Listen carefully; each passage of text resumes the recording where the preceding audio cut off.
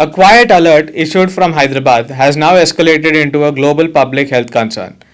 Health authorities in the United States, United Kingdom, and Australia are scrambling to track thousands of travelers after discovering that some of them may have been injected with counterfeit anti-rabies vaccines during their stay in India. What makes this case alarming is not just the scale, but the potential risk to human lives.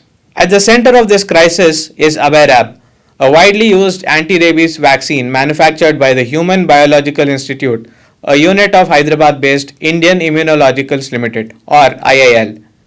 International health agencies have confirmed that counterfeit versions of this vaccine have been circulating in India since November 2023. People who receive these fake doses may not be adequately protected against rabies, a disease that is almost always fatal once symptoms appear. Australian health authorities were among the first to issue a public warning advising anyone who received Abhayrab after November 1, 2023 to consult doctors immediately to assess whether the replacement doses were needed.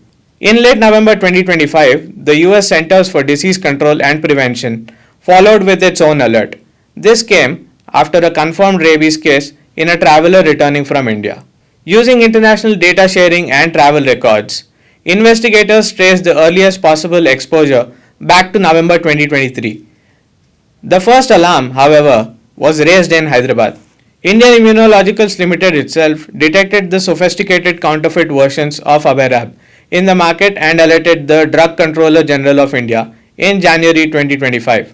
According to the IIL, the fake vaccines carried the same batch details as the genuine product, making them extremely difficult to detect at first glance. But closer inspection revealed discrepancies in formulation, labeling, expiry dates, pricing, and critically improper cold chain storage.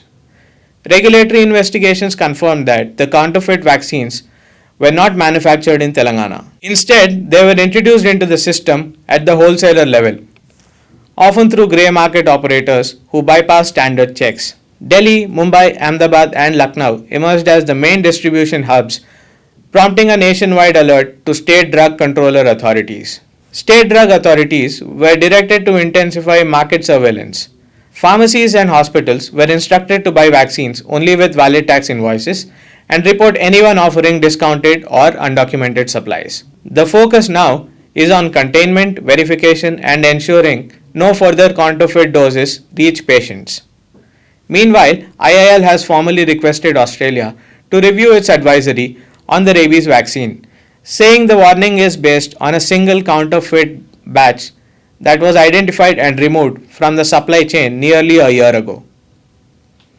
This episode underscores how even a single breach in the pharmaceutical supply chain can have global consequences. As investigations continue, one message is clear: vigilance, traceability, and regulatory enforcement are not optional, especially when lives are at stake.